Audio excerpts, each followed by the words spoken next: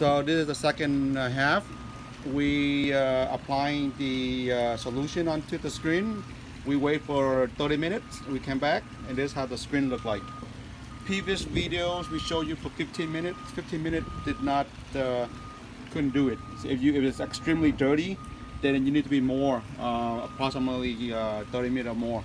The more, I guess, the more the better here in this scenario. As you see, the screen is completely clean here. So we're just going to turn the unit on, and then we're going to go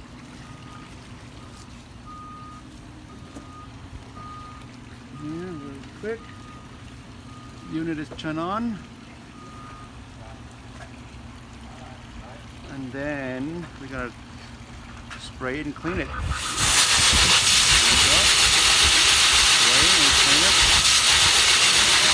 You see the screen is completely like brand new.